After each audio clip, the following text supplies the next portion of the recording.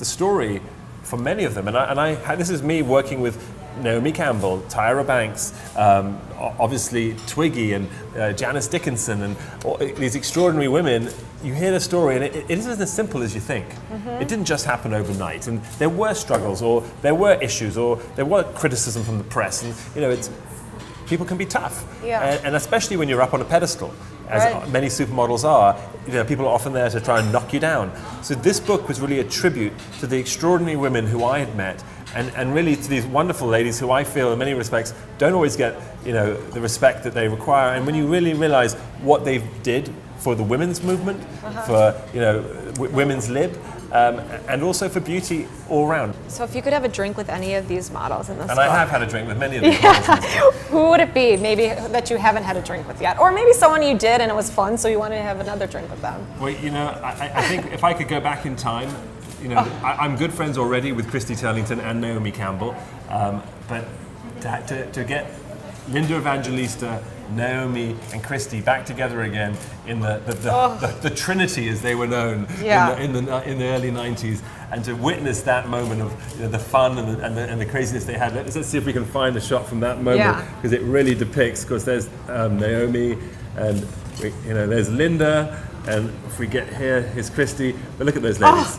Like the fun that they were going to have at a bar. I want to come to that drink. We all want to go to that, have a drink with these ladies at that moment. Yes, oh my gosh. Speak no evil, hear no evil, see no evil. But these ladies, they weren't evil, but they were a little devilish once in a while. What's the last romantic thing you did for your wife? Even if it's something small. I think just simple things like buying flowers and cooking dinner are important. I think it's, the big gestures are always wonderful and exciting.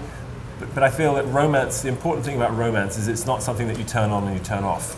Romance is a part of your life. And I feel that, again, 21 years of being together, I'm so excited every time I get to see her. I'm excited when she comes back from the gym. I'm excited at the end of the day. And, and I feel, for me, the most romantic time sometimes for me is when I wake up in the morning or I'm coming back from the gym and I see her asleep in the bed, and I just see her, at that quiet, peaceful moment, and that's the most beautiful thing. And just to give her a little kiss on the cheek, just to wake her up with a cup of tea, that moment is special for me. And you guys met when you were young. We've been together for 22 years. Wow. Cheers to that. Cheers to that, right? Love that. Absolutely. Do you think you guys have obviously then grown together since your 20s? Absolutely. I think we were very lucky. I think that one of the secrets to our success is that, we did meet young and we became the best of friends. We didn't rush into it.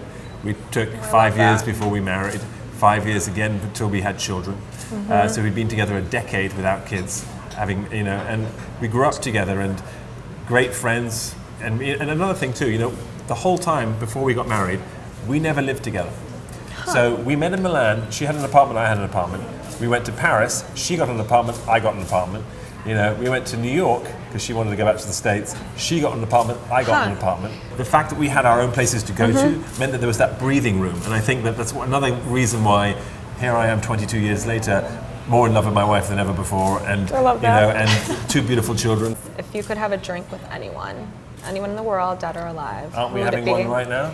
Well, yeah. I heard you were the lady to have a drink with when I'm in Chicago, and I'm doing it. So that just made my day. If I could, it would probably have to be Mother Teresa, an extraordinary woman who I have, idolized since I was a child. The fact that she gave up her life to help others, and the impact that she had, as a nun, to become a global figure. And yet to be as humble and as modest as she is, as she was, that for me is something that's spectacular. And I think that if anybody can achieve any level of stardom or celebrity, to be able to do it with actions and almost silence, I think is magical. And so I'd love to have her ear for a moment, just to hear her voice. Yes, that is a great answer.